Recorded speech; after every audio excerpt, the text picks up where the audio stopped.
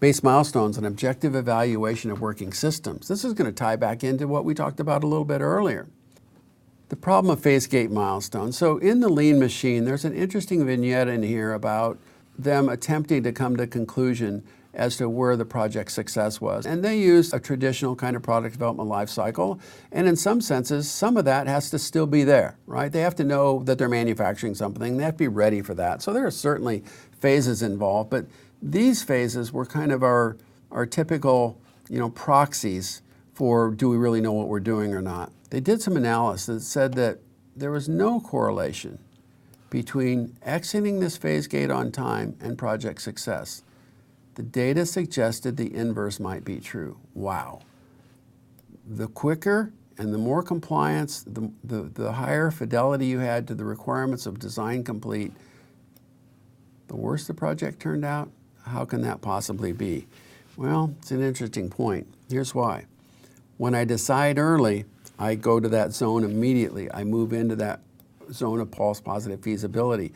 I force too early design decisions. I have to have my design completed this day because this is phase 3 in my SDLC, and I'm going to roll out in 2017 my new Harley. So I have to have my design complete here. So I need to rush with that. Get that done, guys. Got to finish with the design. Okay, and I move into that zone of false positive feasibility. And assumes that I know that this thing exists, right? I can build this Harley, I can build this Harley in 1 year and build it just right. Well, I don't know that I can. Is there a point solution, or is there a range of possible behaviors of that particular Harley Davidson that I could use to get the job done? And by the way, big requirements, huge batches, and long queues, right? And often centralize the requirements of design in program management or product management or chief engineering. So that means the people that are making these decisions are typically not necessarily the ones that build it.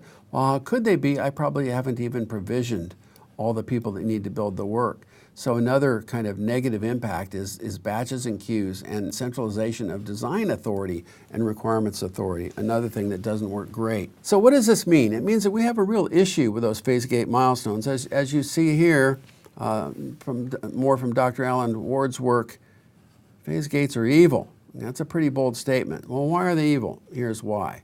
Okay? If I drive a phase gate model, requirements complete or design complete, I assume I have one PDCA cycle, right? And I get to plan deployment, and I'm going to have a problem. And the reason is that I picked too early and I picked wrong. I wasn't lucky enough to know that the design needed to be absolutely like this. And the reason I wasn't lucky enough is I had no knowledge. It's a brand new Harley. It's a brand new CRM system. It's a brand new website. It's a brand new course. It's a brand new whatever. And we don't know how it really has to address the problem. So it's just too late. These traditional milestones not only don't protect me, they trap me. They nail me down and say, that's your design. You better not deviate from that design.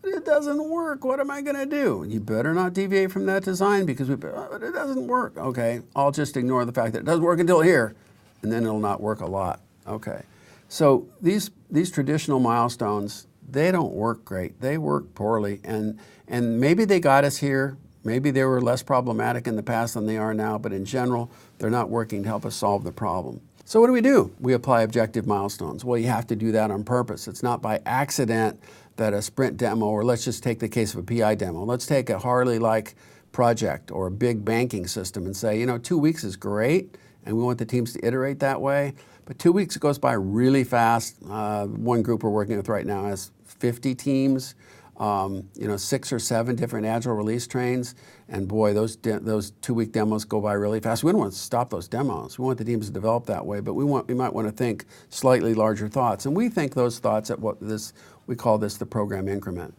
Well, how far apart are these? Okay, typically 8 to 12 weeks. Okay, longest I've ever seen effective is 14. Shortest I've ever seen is 6. That says the sweet spot, the U-curve optimization, is somewhere in here. Every 8 to 10 weeks, okay, we want to be able to evaluate our systems. And we do that with a ceremony, a really important ceremony. It's called the PI demo, okay?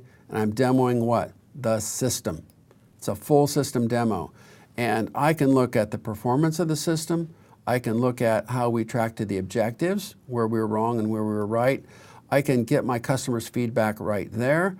I can run my inspect and adapt and generate improvement stories, and I do that on a cadence, right? I do that frequently.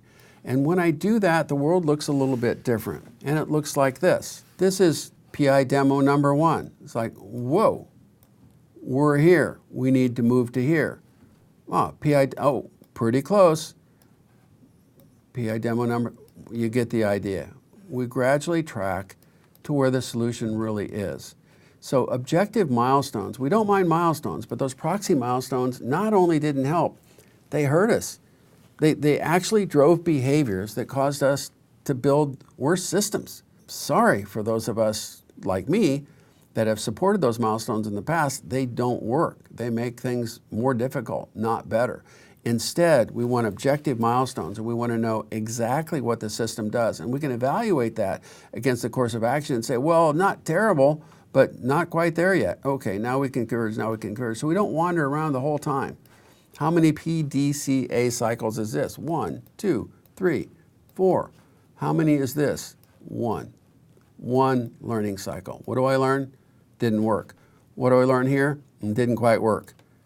Change it. Didn't quite work. Didn't quite work. Working pretty dang good. Still time to improve. So objective milestones we love, and they're the things we want to be measured to. And because we're agile, and because we take a little bit of requirements of design and integration and validation in a chunk, and we get our customer directly involved, we can get those much more quickly by this model than any model that we've applied in the past.